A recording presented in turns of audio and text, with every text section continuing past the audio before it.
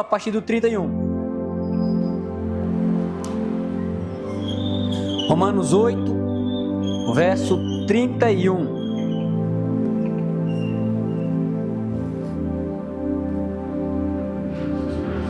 Está escrito assim: que diremos, pois, à vista destas coisas? Se Deus é por nós, quem será contra nós?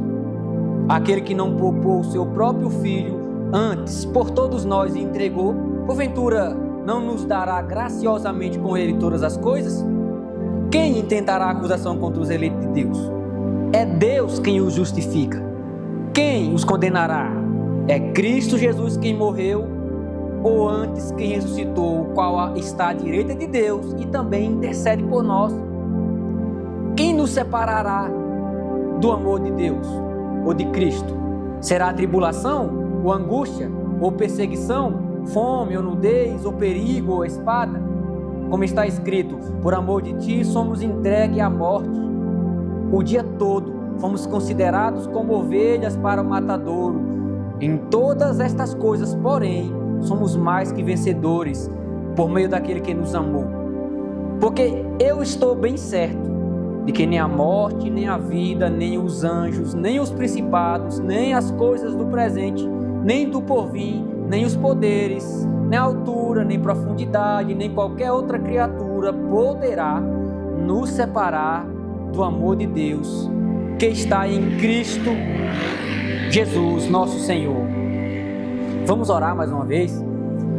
Pai, em nome de Jesus Cristo, Pai, aqui nós estamos, Pai, diante da Tua palavra inerrante, santa, Pai, a Tua palavra que nos fortalece, nos consola, nos guia, Pai. Pai, em nome de Jesus, revela para os nossos corações a Tua vontade essa noite, Pai.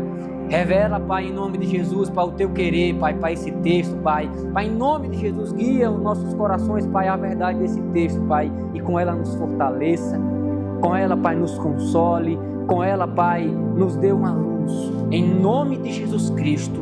Amém. Aleluia. Irmãos, o pastor deu um exemplo de pai a respeito de paternidade aqui no começo do culto.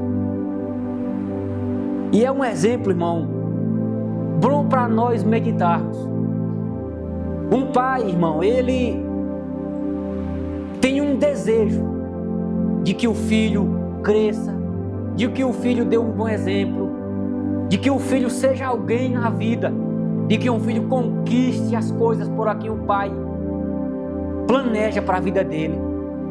O pai natural, irmão, ele ama o filho e ele quer tudo isso. Ele quer que o filho se vá bem na escola, ele quer que o filho se dê bem no trabalho, ele quer que o filho prospere, ele quer que o filho alcance projetos grandiosos, pai, para a vida deles.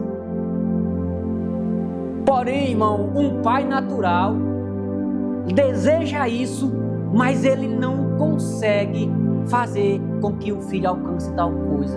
Não está no alcance do pai proteger esse filho. Não está no alcance do pai garantir que esse filho alcance os projetos deles. Não está no alcance do pai natural que o filho, fazer com que o filho estude, prospere, cresça na vida. O pai não consegue fazer isso, porque ele é frágil e falho. Ele não tem poder de fazer com que o filho alcance todas essas coisas. Porém, irmão, o pai que nós temos celestial, ele não é como um pai comum. Ele deseja que o filho esteja seguro e ele protege o filho.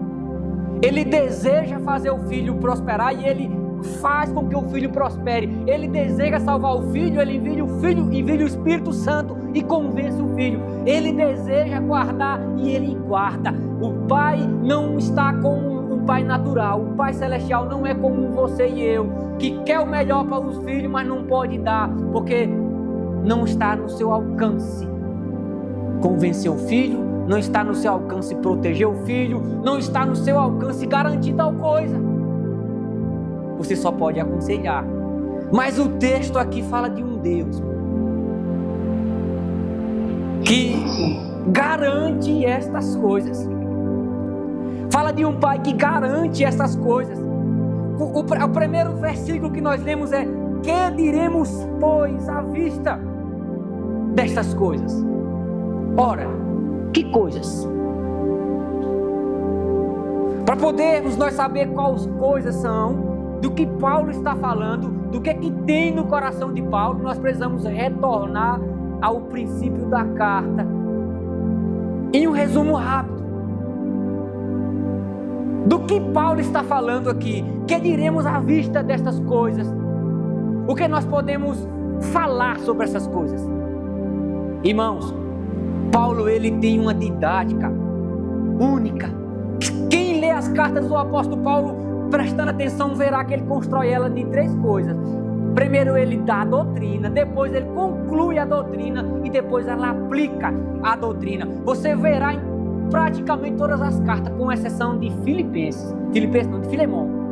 Todas as cartas ele doutrina, conclusão e aplicação. É assim que ele trabalha nas cartas. E ele passou aqui 3 capítulos pregando a incapacidade do homem ser salvo por obras e por sua própria vontade.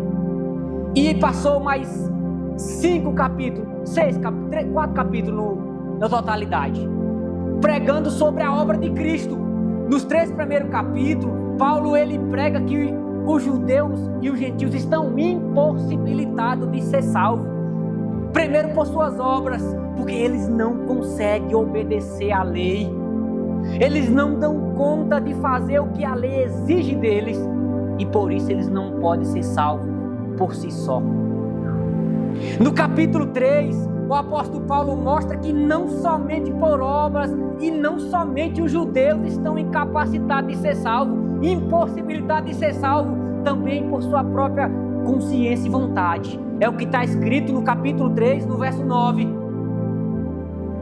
Que o homem não somente não consegue obedecer à lei, como ele também não quer, como ele também não deseja. Porque na natureza de Adão, o homem herdou algo de Adão. E sabe o que ele herdou de Adão? O desejo de correr de Deus. De Adão até Jesus Cristo, e ao menos que o Espírito Santo convença o homem, fugirá de Deus. O mesmo efeito que Adão teve, ninguém quer por si só a Deus. Por natureza humana, o homem não quer esse Deus. E aí ele vai dizer o propósito da lei no 19. Sabemos que tudo que a lei diz aos que vivem na lei é que se cale toda a boca e que se faça culpado diante de Deus. Então Paulo já provou no 3 que ninguém quer ele, que ninguém quer Deus, que o homem é incapaz. E ele começa a pregar o evangelho de Cristo, dizer que Jesus veio para justificar, para salvar, para dar a vida para aqueles que não querem, para aqueles que precisam ser convencidos. E aí no 8 ele inicia dizendo: agora não tem mais nenhuma condenação para aqueles que estão em Cristo Jesus. Já agora não tem mais pecado sobre eles, porque a lei da graça liberta o homem dessa lei do pecado, de ser considerado culpado diante de Deus.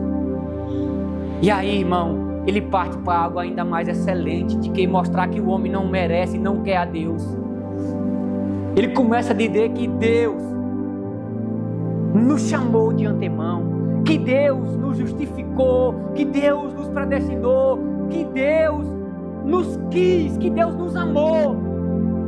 Aqueles que primeiro Ele conheceu, Ele amou, predestinou, justificou e glorificou. Aí, irmãos, ele entra onde nós leu. Que diremos, pois, à vista destas coisas? De que coisa, irmão?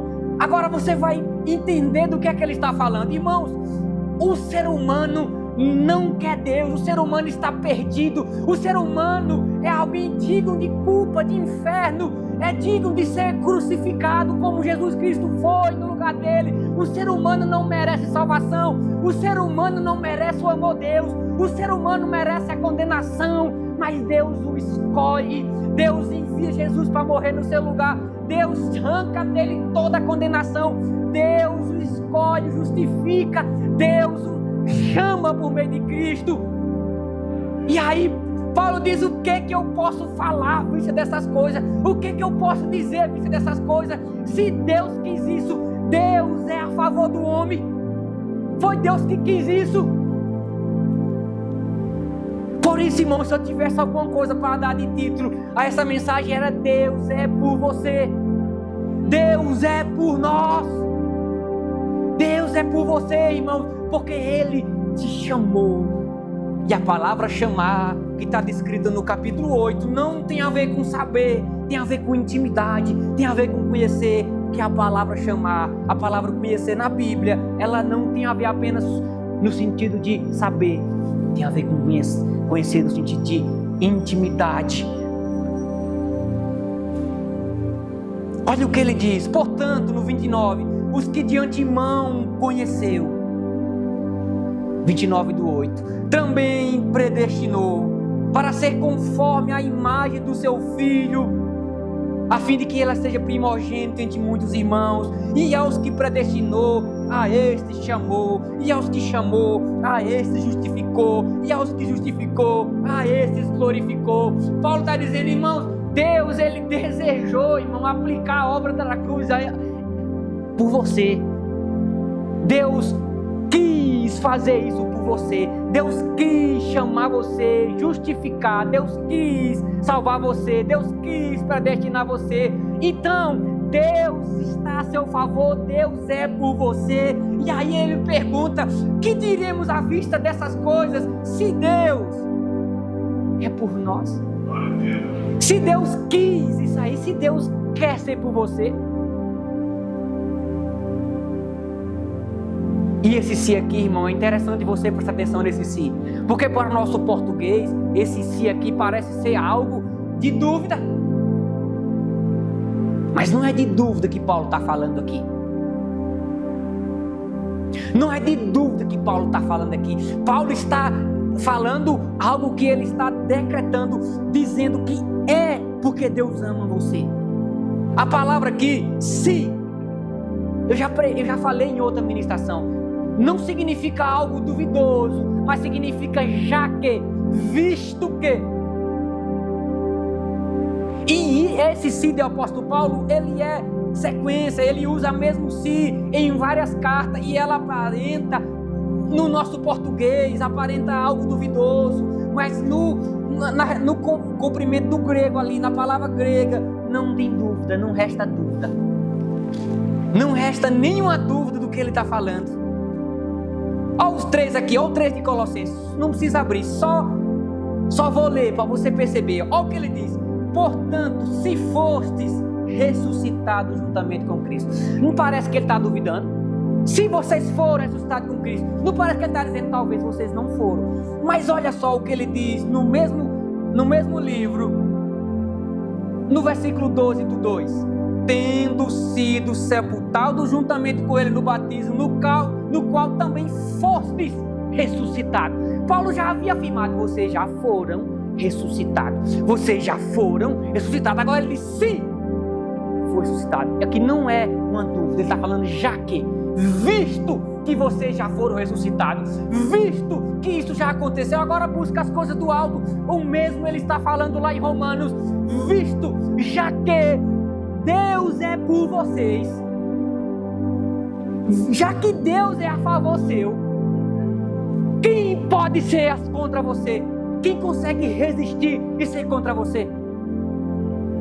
Irmãos, essa verdade não estando no coração do cristão, ele vive a penar por causa das circunstâncias, vive a penar por causa dos problemas, vive a sofrer por causa das pessoas,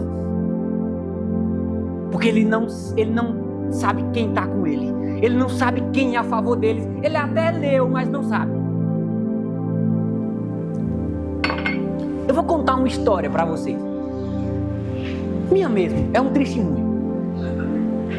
Irmãos, quando eu era mais jovem, meu apelido é jovem, mas é quando eu era jovem na idade.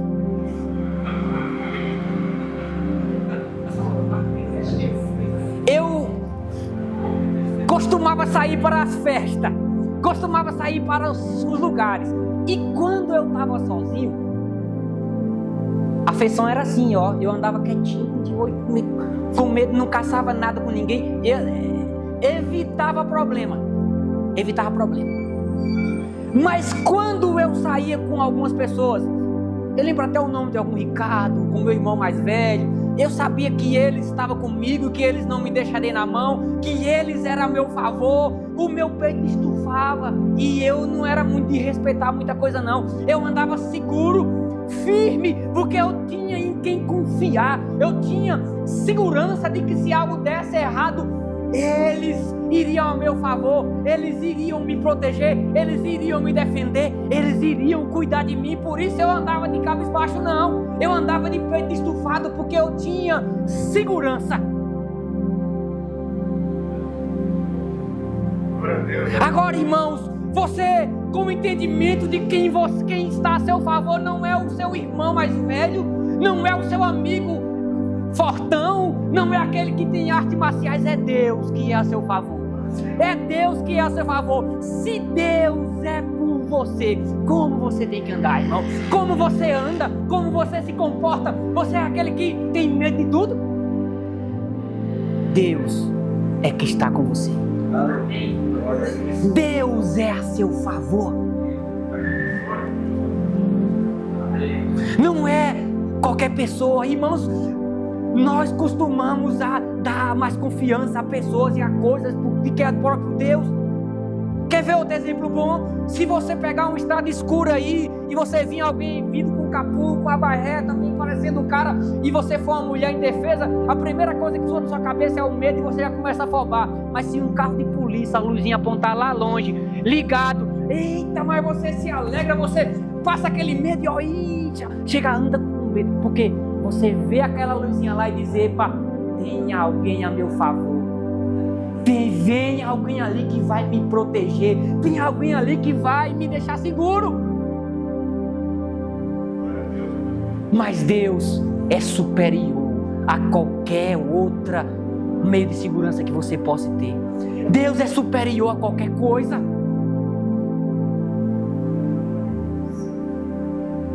Irmão salmista, no capítulo 18, acho que é depois do 6 ali, ele faz uma oração, dizendo que na angústia dele, no sofrimento, naquele momento terrível da vida dele, ele clama ao Senhor, e o Senhor o escuta,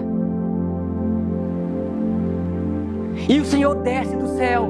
Aí na minha angústia invoquei o Senhor, gritei por socorro ao Deus, e Ele me deu do seu templo, ouviu a minha voz, e o meu clamor lhe penetrou os ouvidos. Então a terra se abalou e tremeu, vacilaram também os fundamentos dos montes e se estremeceram, porque ele se indignou. O próximo versículo: das suas narinas subiu fumaça e fogo devorador, da boca dele saíram brasas ardentes. Irmão, aqui é a imagem de alguém que no momento de sufoco clama a Deus. Ele está confiante, ele confia em alguém, ele grita por socorro. E a figura aqui é alarmante, de um Deus que de prontidão desce, irmão, os montes tremem. Você tem essa segurança? Se Deus é por nós, quem será contra nós? Outro exemplo bom é o exemplo de Cristo. Nós por vezes, irmão, lemos ali e começamos a sorrir do discípulo. Homem de pequena fé. Está no meio da tempestade com Jesus Cristo dentro do barco. Rapaz, esse discípulo tem pequena fé. Irmãos, nós somos pior que eles às vezes. Nós, irmãos, Jesus dentro do barco e eles preocupados, e agora? Mas Jesus estava ali, ele não saiu não. Aí agora, Senhor, não te importa que perecemos? E a confiança em que Jesus Cristo, que já tinha parado uma tempestade, podia parar a outra, foi-se embora. E Jesus acorda e diz: rapaz, por que vocês estão assim mesmo? Homem de pequena fé, vocês não creem que eu que estou aqui no barco? Não crê que foi eu que parei a outra e eu posso parar qualquer um, e essa e mais outra e mais outra. Eles não tinham Deus no barco, tinha Jesus no barco. Eles estavam seguros, mas eles não consideravam, eles não sabiam que estavam seguros. Se Deus é por você, quem pode ser contra você? Aí vai aparecendo os nomes, talvez uma conta. Irmãos, Deus é o dono do ouro, da prata. Ele pode abrir uma porta hoje, e não somente que você paga a conta, te tornar milionário. Aí, será que é Satanás? Irmão, Satanás, ele é um cachorro na coleira, e Deus é quem está com a coleira, puxa para onde quer. Será que é alguma pessoa? Irmãos, Deus é o Deus que governa todas as coisas. Será que é uma enfermidade? Irmão, Deus é poderoso para curar qualquer doença. Qualquer coisa que você dá nome, Deus é maior. Qualquer coisa que você dá um nome, Deus é maior do que isso. Se Deus é por você, quem? E Ele não está falando aqui que não vai ter luta, não, que não vai ter sofrimento e às vezes perseguição. O que Ele está dizendo é que, embora tendo estas coisas, ninguém vai poder parar você, destruir você, ao ponto de você perder tudo, porque Deus é por você. Ninguém e nada. Isso é uma pergunta retórica, ele já sabe a resposta. Se Deus é por você, quem será contra você? Quem pode continuar contra você? Ninguém. Ele já sabia a resposta. Ele pergunta, não é porque ele não sabe, é porque ele quer que você e eu saiba da resposta. Ele quer que você e eu tenha essa resposta na ponta da língua, na hora que o inimigo se levantar. Deus é por mim. Jesus tinha consciência disso, irmão. Não todo mundo agoniado e ele, rapaz, essa enfermidade não é para a morte, não. Já morreu. Não é para a morte essa enfermidade. Jesus tinha segurança. E Paulo também, irmão. De que você tem certeza? Presta atenção, irmão. Paulo, ele não está com dúvida nenhuma aqui sobre o que ele tem e o que Deus pode fazer por ele. Ele não tem nem um pouquinho de dúvida. Ele repete nesse mesmo contexto 3 vezes. 2 vezes estou certo. E uma vez ele diz, sabemos. Paulo estava certo, seguro. Nós precisamos ter a mesma convicção de Paulo. Eu estou certo, eu estou convicto disso. Isso aqui, irmãos, é uma verdade que precisa estar no nosso coração queimando, irmão, ardendo, para no momento de qualquer coisa nós saber, Deus é por mim, Deus é por mim, quem será contra mim? Quem pode me parar? Se eu tenho Deus, se eu tenho o Criador a meu favor. Agora, irmão, ele vai dar agora umas evidências de que Deus é a seu favor. Aquele que não poupou o seu próprio filho, antes por todos nós entregou, porventura não nos dará graciosamente com ele todas as coisas? Ele disse, se Deus, ele não poupou o que ele tinha de melhor. Se Deus não poupou Jesus Cristo, irmãos, a palavra poupou aqui indica um certo sofrimento ao entregar. Aqui, irmão, nos faz lembrar da obra que Deus pediu a Abraão, do sacrifício. Deus disse a Abraão, me ofereça um sacrifício, e esse sacrifício tem que ser Isaac, seu filho, o filho da promessa. E Abraão, ele pega o seu filho e vai, e o Isaac o tempo todo falando, e cadê o cordeiro? Cadê o cordeiro que não tem? E Abraão, Deus proverá, mas sabendo ele que era o próprio filho, o cordeiro. Mas quando Abraão levanta para matar o seu filho, Deus diz, epa, para Abraão, não faça isso. Deus poupou o filho de Abraão. Deus poupou o filho de Abraão, mas a Bíblia diz que Deus não poupou dele. Deus quis ensinar uma lição, não, o seu você não vai dar, mais o meu eu darei.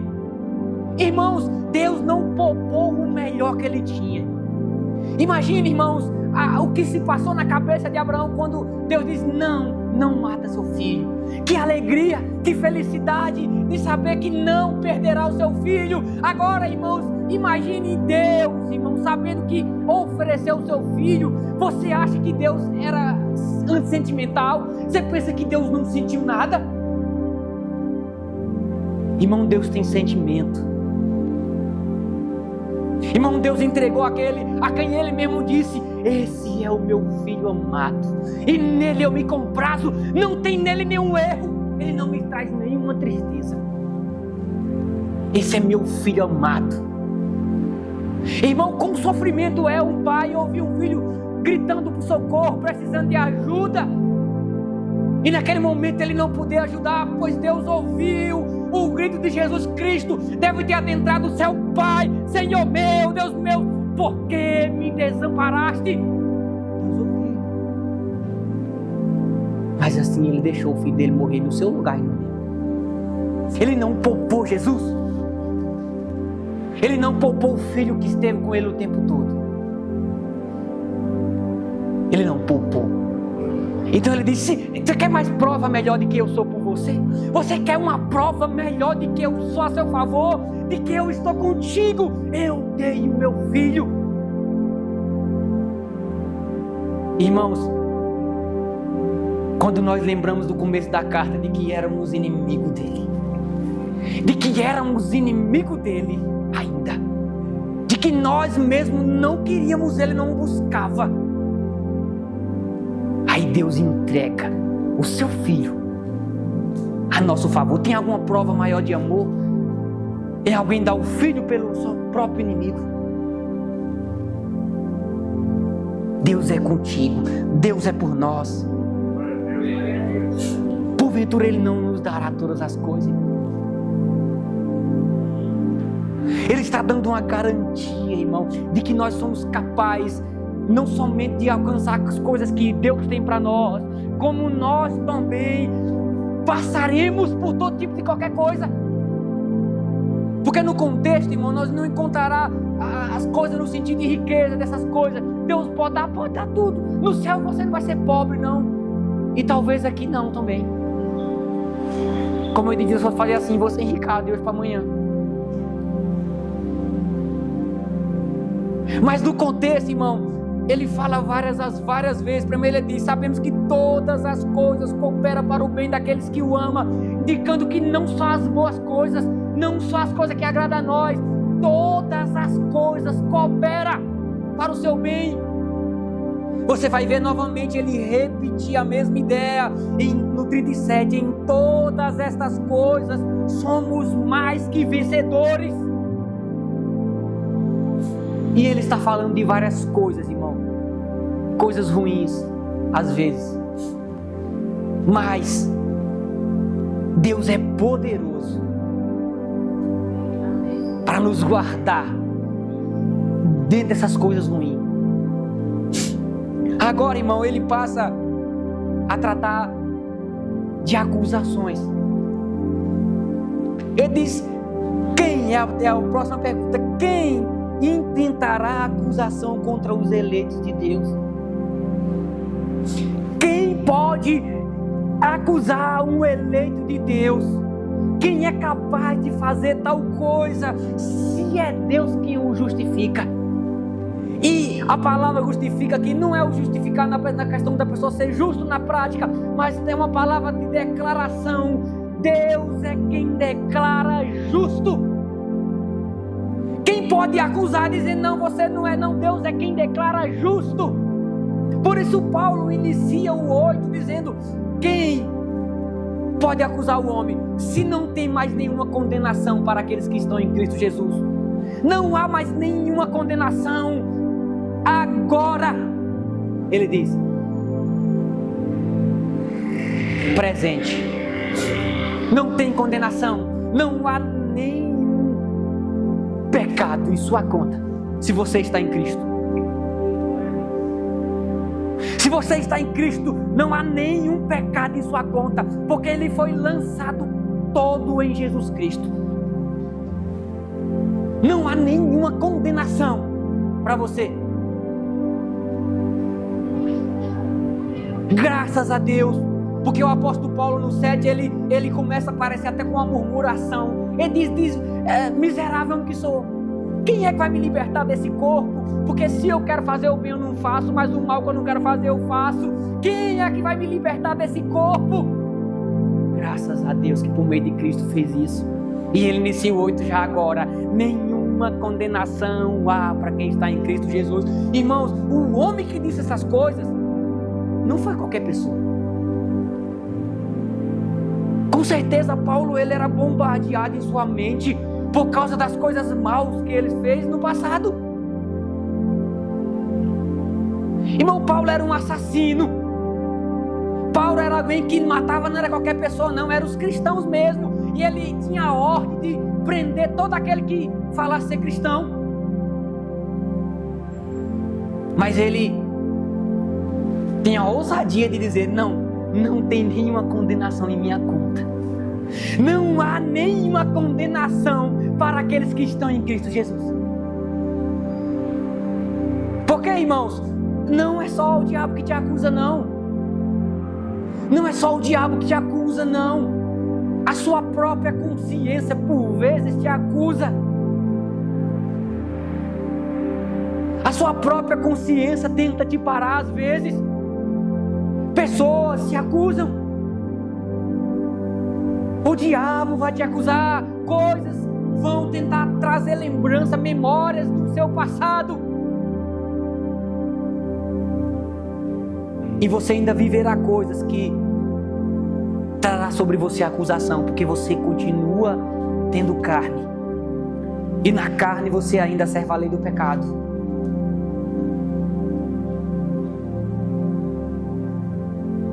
Mas não tem ninguém que pode acusar um eleito de Deus. Não tem ninguém que pode acusar quem Deus escolheu declarar justo. É Deus quem declarou, esse aqui é justo e acabou. Não tem nada que possa falar, não, ele não é justo porque ele fez isso e isso. Não, eu já paguei esse preço. Essa é a resposta dele.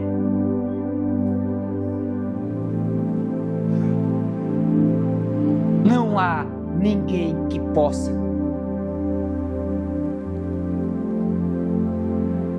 E aqui, irmão, não é na questão de subverter, porque quando eu leio isso aqui, aparenta uma guerra contra aquela história do não julgueis. Porque se ninguém pode me acusar, então como eu serei corrigido? Se às vezes as pessoas têm uma correção como sendo uma apontação, como sendo um julgamento, e de forma errônea interpreta um versículo isolado do contexto, dizendo que não, ninguém pode julgar, não julgueis. Irmãos, a Bíblia não condena julgar não. A Bíblia ordena julgar. Ela não condena, ela ordena julgar. Jesus ordena não só uma vez, ele ordena 3 vezes.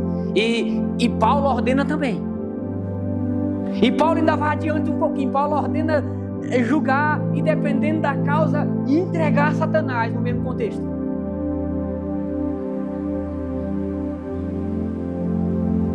Ele corrige uma igreja por não julgar. Diz, vocês estão errados. Vocês não estão julgando aquele que está fazendo tal coisa no meio de vocês. Pois eu ordeno agora. Não só julgue não. Eu ordeno agora que seja entregue a Satanás. Então, não é do não julgar que ele está falando aqui não. Porque o mesmo Jesus que diz, não julguei para não ser julgado, diz, por que você não tira primeiro o algueiro do teu olho e depois tira do teu irmão? Ele diz, primeiro se você estiver limpo, se você estiver sem a argueira no seu olho, você pode tirar o cisco do olho do seu irmão. Então, julgue você, depois julgue o irmão. No mesmo texto ele diz, não joga pílula aos porcos. Como vou saber que alguém é porco se eu não julgar? O mesmo Jesus disse, pelo fruto vocês serão conhecidos. Você conhecerá um falso profeta pelo fruto. O mesmo Jesus diz, julgai pela reta justiça. Então presta atenção, irmão. Julgar não é pecado não, mas não é disso que Paulo está falando não. Paulo está falando de uma condenação que vem no ponto de tirar mesmo a salvação de alguém, de uma condenação que tenta anular o que Jesus Cristo fez por ela. Porque quando eu corrijo a lei de qualquer outra pessoa aqui, eu corrijo a lei de o cara fez, não o que Jesus Cristo fez por ela. Eu posso dizer que a Lady errou, mas o que Jesus fez, tu fez por ela, garante a salvação dela, porque não é pelo que ela fez a salvação. A salvação não é pelo que ela fez, é pelo que Jesus Cristo fez. Então quem pode acusar um eleito de Deus? Quem pode levantar uma acusação? Deus já declarou justo e acabou. Acabou, não tem mais ponto correr. Aí diz, quem o condenará?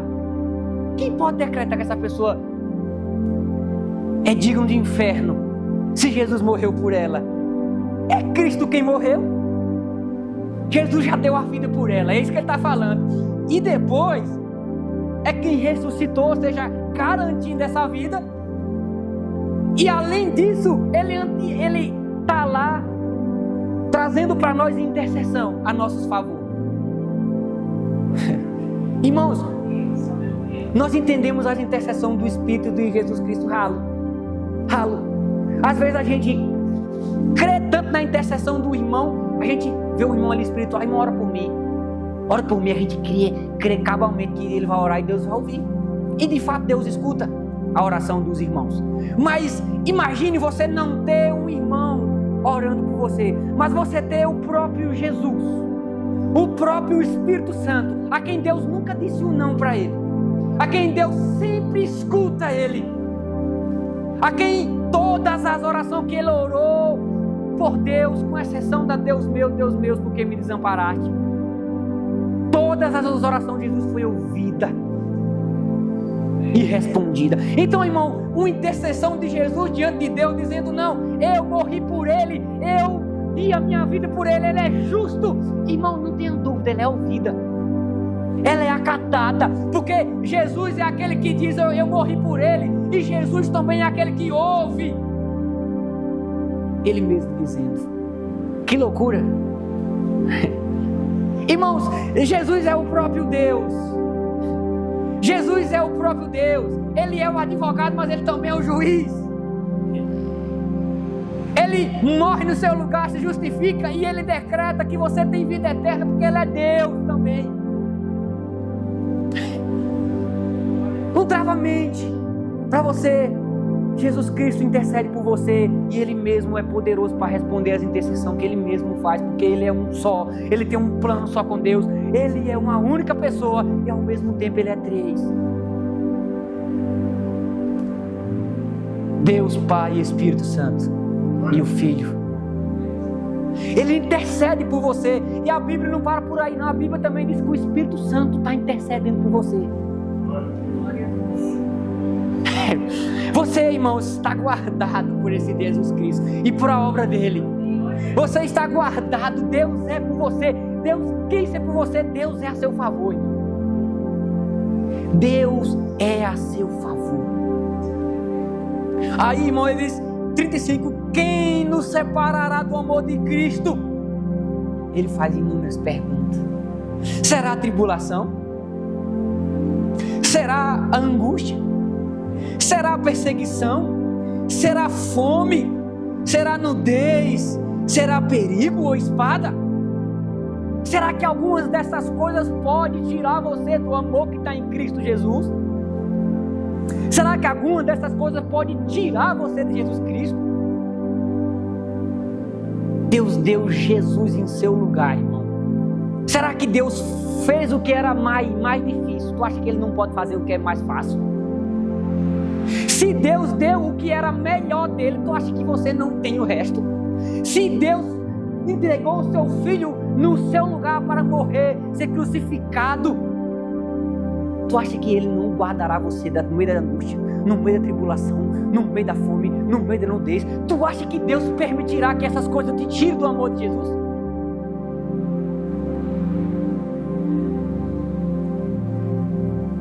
Deus garante o que Ele faz.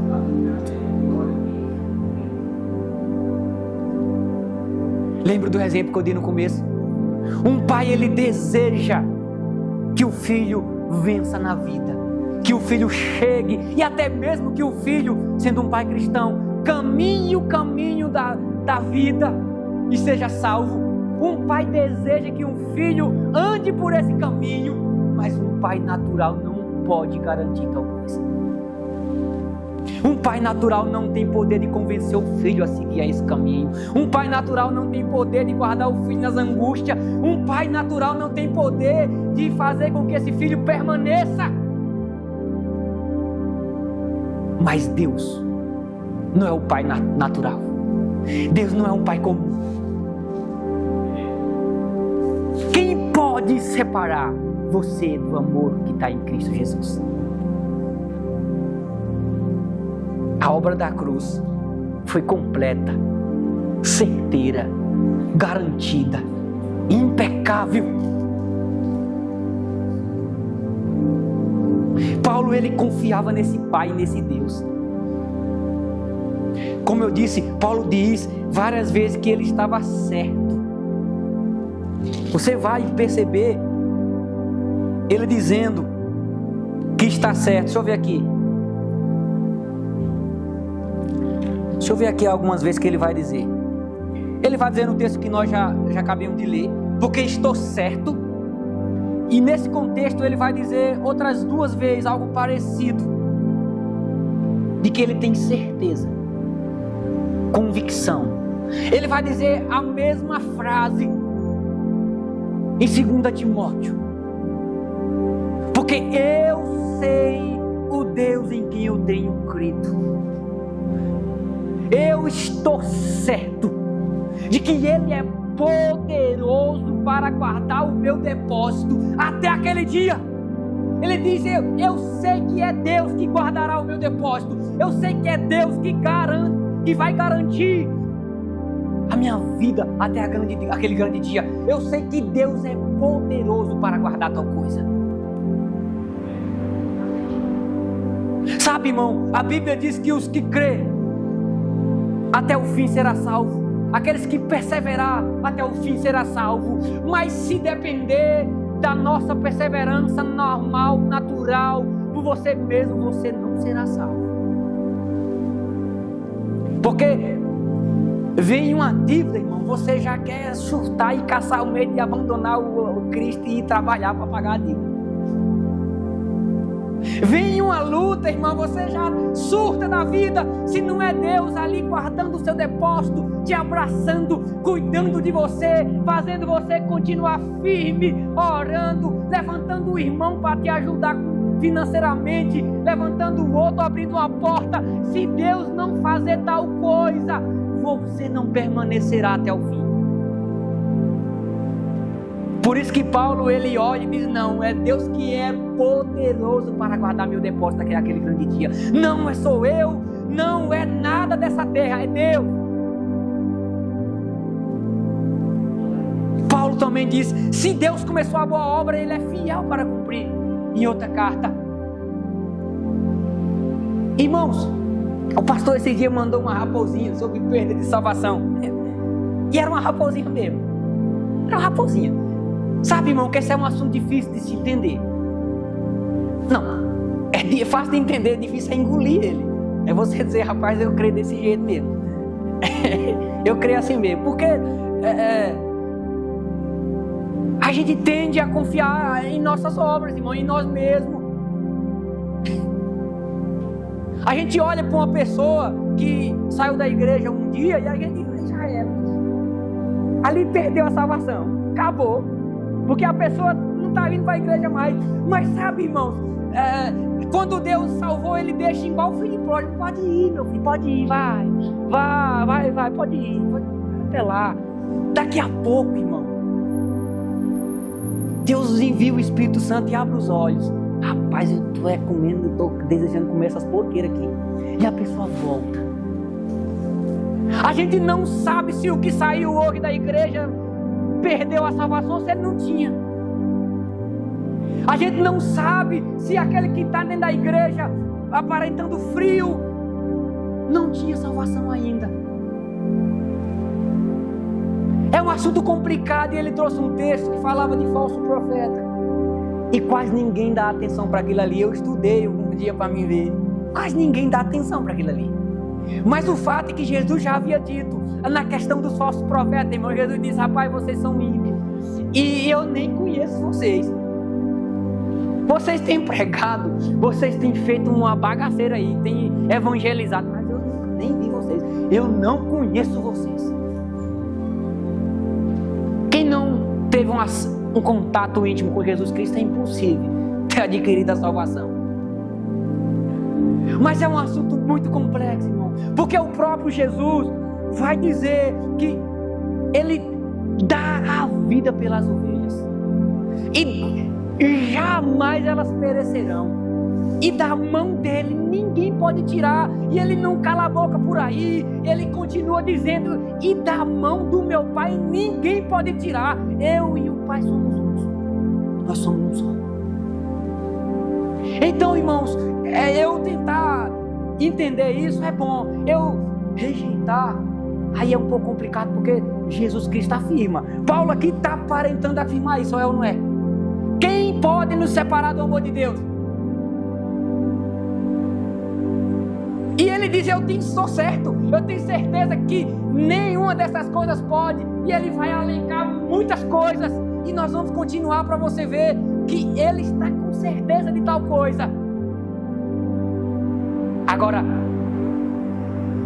você é livre, irmão, para discordar disso, e você não perderá a sua salvação por causa disso. Você continuará sendo salvo, porque Jesus morreu para te salvar e acabou. Então, uma crença sua, uma falta de entendimento, uma fraqueza talvez em algum ponto, não tirará a sua salvação. Você pensar diferente de mim, do pastor Paulo, em alguns pontos, não tirará a sua salvação.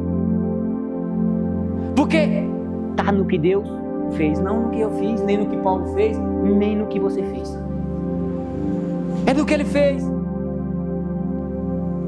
Aí ele diz: como está escrito, por amor de ti somos entregues à morte o dia todo, fomos considerados como ovelha para o matadouro. Em todas estas coisas somos mais que vencedores por meio daquele que nos amou.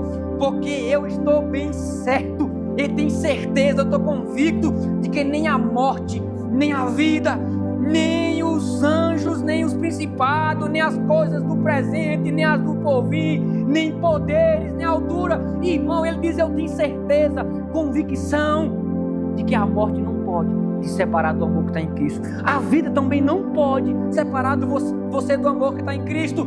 Anjos, que são seres poderosos, também não podem separar você do amor que está em Cristo. Principados, que são demônios, que irão ofender a sua mente, irão tentar te parar no mundo espiritual, não pode separar você do amor que está em Cristo.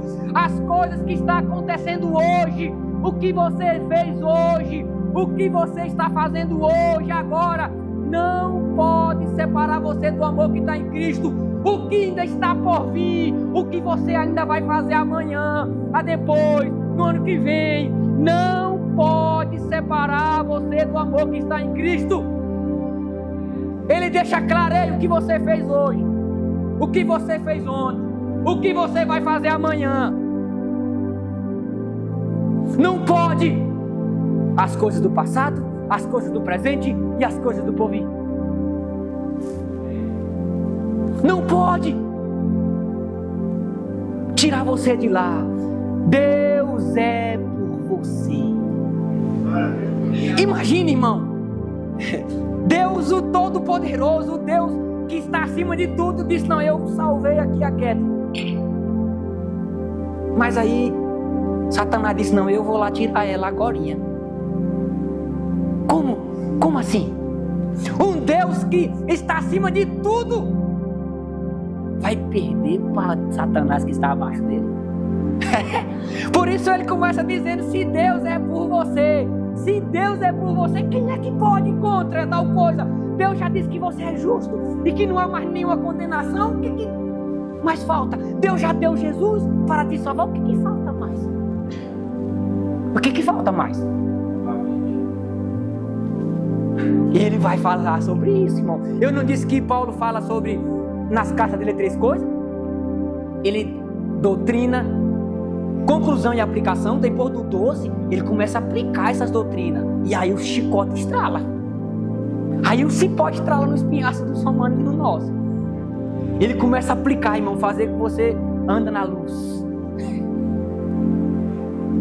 temos que renovar a nossa mente para entender essas coisas e para viver elas, aceitar essas coisas. Porque por vezes, irmão, parece que a angústia é mais forte do que Deus. A angústia vem e nós já começamos, não, eu vou mais cultuar aonde?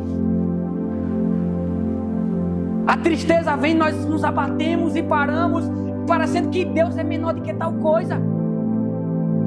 A morte se levanta contra uma pessoa que é crente e alguns já começam a falar, e agora? Não, irmãos, eles estão salvos, não importa se eles morrerem,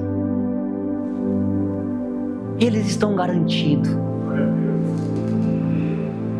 Aí o demônio começa a manifestar e atrasar a vida das pessoas, e as pessoas, aí agora tem um demônio aqui, Satanás está aqui, e aí a pessoa começa a fraquejar diante da circunstância, e sendo que Deus é maior do que tal coisa. Irmãos, esse dia eu passei colocando uma pedra lá, aí eu fui colocar a pedra, cortei errado, erro meu. Cortei de novo a pedra certinho, coloquei na hora que eu acabei de colocar, pouca massa, fui levantar, quebrou. Depois eu tornei cortar a outra pedra, fui colocar a pedra lá novamente, tinha uma quina quebrada de fábrica e eu tive que tirar. Quando foi com 4 vezes eu falei, pai, é tu, Satanás, só pode ser tu para tirar minha paz, porque eu já estava ficando irado, eu doido para render serviço, é o demônio, não é possível. E eu comecei a orar, eu falei, sai daqui, Satanás, que eu quero mostrar serviço hoje.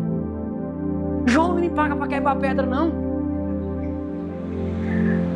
Irmãos, por vezes, irmão, você começa, se você vacilar, uma pequena coisa, você começa a esquecer que Deus é maior e murmura, você começa a xingar, é Satanás aqui mesmo, é um demônio, isso pode, você começa a murmurar.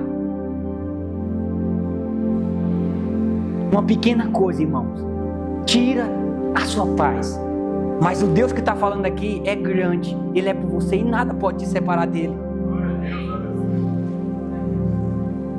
Aí Ele diz, nem os poderes, irmão, tem principado poderoso, tem anjo poderoso, tem governo poderoso, tem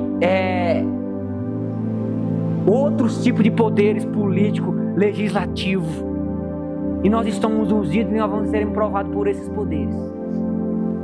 Esses poderes se levantarão contra nós. Chegará uma hora que a lei estará contra você, a lei do homem. Chegará uma hora que aqueles que são levantados com autoridade estará contra eu e você. Mas Paulo já sabe disso. Ele diz, nem poderes pode nos afastar do amor que está em Cristo Jesus. Irmãos, no momento da aflição, da perseguição, Deus dará um livramento. Nem que esse livramento seja para dentro do campo de morte mesmo, como foi para aqueles. Para alguns, irmãos, morreram queimados. Aflição tamanha, não negaram a Deus. Deus garante que não seremos separados, nem diante da morte, nem se poderes tentar parar. Deus garante o que Ele fez. Nem altura, nem profundidade, nem qualquer criatura, outra criatura poderá nos separar do amor de Deus que está em Cristo Jesus. Ele deixa claro, não tem nada, não tem ninguém, não tem coisa alguma. Perguntaram ao pastor um tempo desse, é até engraçado. O pastor fez a pergunta, o pastor fez a pergunta que ele disse no culto: quem nos separará? Quem se Deus é por nós, quem será contra nós? Essa pergunta que fizeram. E aí o menino diz: o diabo. O diabo. Mas se eu perguntar para uma pessoa que não tem base disso aqui, quem separa você do amor de Deus? O que é que você vai falar? O pecado. O pecado. O pecado separava o homem de Deus, separava os filhos de Deus, separava o povo de Deus. Agora, Paulo já disse, agora, ele está no presente, ele se identifica com o presente, hoje, nesse instante, já não há nenhum uma condenação para aqueles que estão em Cristo Jesus. O pecado, irmão, que você fez ontem e o que você fez hoje, que não era para pecar 2 dias carreado, não. Se pecou 2 dias carreado, fica médio, não pode ser o mesmo pecado. E amanhã, irmãos, tudo na conta de Jesus Cristo. Agora, isso anula a sua vida de santidade? Não. Jesus Cristo pagou um alto preço para você agora ser parecido com Ele. Ele vai dizer aqui que todas as coisas cooperam para o bem daqueles que foram chamados. E com qual propósito? De ser parecido à imagem do Filho. É você ser santo. Deus te separou para você ser santo. Deus te escolheu para você ser santo. E Ele garante a sua salvação, mas Ele também garante que santificará você. Então não tem essa, não, então agora eu estou livre para pecar, que nada pode me separar do amor de Deus. Se alguém, sendo cristão, pensa assim, acha que é cristão e não é. Acha que é cristão e não é. Porque um cristão verdadeiro, quando peca, melhor coisa acontece com ele quando ele trupica e quebra a unha. O sofrimento é pior do que quando ele toma uma queda no meio do povo. A vergonha é pior. O cristão que foi selado com o Espírito Santo, com o selo da garantia, irmão, quando ele peca, a mágoa que fica dentro dele e a tristeza consigo mesmo é grande. E gera um arrependimento, e esse arrependimento gera vida. Então, irmãos, o pecado não separa os cristãos verdadeiros do amor de Deus, não. Porque Jesus já pagou. Mas o pecado entristece os cristãos verdadeiros. O pecado esfria o cristão verdadeiro.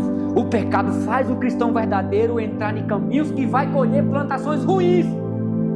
O pecado destrói a família de cristão verdadeiro. O pecado destrói amizades dos cristãos verdadeiros. Então, irmão, o pecado é algo a ser evitado. Ele não vai tirar a salvação de alguém, porque já foi pago o preço. E o cristão não vai mais viver em pecado. A Bíblia diz que aqueles que foram selados não vivem mais na prática do pecado. Quem nasceu de novo não pode. A Bíblia diz não pode viver na prática do pecado. Ele não diz talvez ele vive e vai dizer assim, não pode. É impossível um cristão que nasceu de novo viver na prática do pecado. Então eu estou corrigindo talvez aquele pensamentozinho dos que tenta parar essa doutrina. Então agora eu vivi pecando. Não. Amém, irmãos. Vocês estão seguros. Vamos nos pôr de pé. Vocês estão seguros. Vocês estão seguros porque vocês não estão reposados nas obras de vocês, nem na obra de um homem falho, nem na obra de ninguém. Vocês estão seguros porque foi Deus quem salvou vocês, foi Deus quem garantiu tal coisa, foi Deus quem enviou o Filho dele para dar garantia de tal coisa.